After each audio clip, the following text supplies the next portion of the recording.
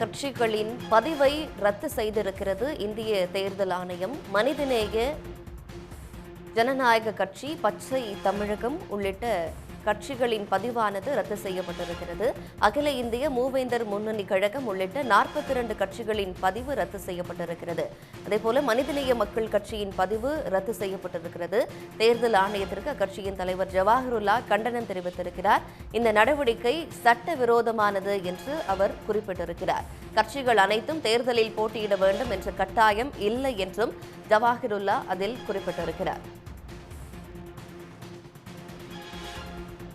இத்தொடர்பாக நம்மோடு கருத்துக்களை பகிர்ந்து கொள்வதற்காக மனிதநேய ஜனநாயக கட்சியின் திரு தமிமுன் அன்சாரி தொலைபேசி வாயிலாக இணைக்கிறார். சார் வணக்கம்.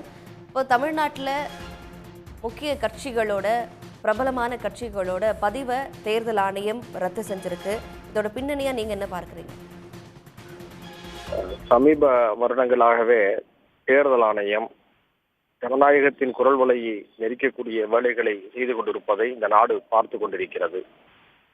அரசியலுக்கு வருபவர்கள் பலதரப்பட்ட மக்களுடைய உணர்வுகளை வெளிப்படுத்துவதற்காகத்தான் அரசியல் களத்துக்கு வருகை தந்து கட்சிகளை தோற்றுவிக்கிறார்கள். அப்படிப்பட்ட கட்சிகள் தேர்தலில் போட்டியிடக்கூடிய வாய்ப்புகளையும் பெறுகின்றன. சில கட்சிகளுக்கு அந்த வாய்ப்புகள் இல்லாமலும் இருக்கின்றன. ஆனாலும் அரசியல் கடமைகளை செய்கிறார்கள். தேர்தல் ஆணையம் ஒன்றை புரிந்து கொள்ள வேண்டும். மக்கள் பிரதிநிதித்துவ சட்டப்படி பதிவு செய்யப்பட்ட அரசியல் கட்சிகள் தேர்தலில் போட்டியிடவில்லை என்ற ஒரே காரணத்திற்காக அதை நீக்கம் செய்துவிட முடியாது என்பதை இந்த நேரத்தில் திட்டவட்டமாக தெரிவித்துக் கொள்கிறோம்.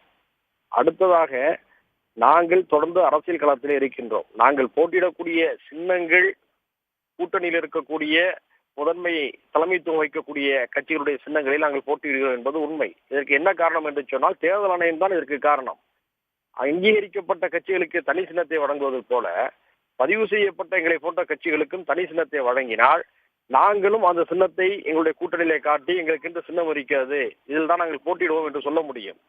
இப்போதைய நிலை என்ன என்பது உங்களை போன்றவர்களுக்கு தெரியும். அதாவது ஒரு கூட்டணியில் இடம்பெறுகின்ற பொழுது தொகுதியை பெற்ற பிறகு அந்த கூட்டணிக்கு தலைமை தாங்கக்கூடிய ஒரு கட்சி என்ன சொல்கிறது என்று சொன்னால், தொகுதியை தந்துவிட்டோம், எங்களுடைய சின்னத்தில் நீங்கள் போட்டியிட வேண்டும். ஏனென்று சொன்னால் உங்களுக்கு தனிச்சின்னம் கிடையாது. நீங்கள் தனிச்சின்னத்துக்கு முறையிட்டால் தேர்தல் வாக்குப்பதிவுக்கு 10 அல்லது 12 நாட்களுக்கு முன்பாகத்தான் தருகிறார்கள். அதற்குள் எதிரணியில் இருப்பவர்கள் களத்திலே வேகமாக வேலை செய்து தேர்தல் முடிவை மாற்றி விடுகிறார்கள்.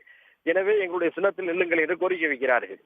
அந்த அடிப்படை இருக்கின்ற காரணத்தினால்தான் எங்களை போன்றவர்களுக்கு நிர்பந்தத்தில கூட்டணி கட்சியுடைய சின்னத்தில் நிற்க வேண்டிய சூழல் உருவாகிறது. இதற்கு தேர்தல் ஆணையம் தான் காரணம்.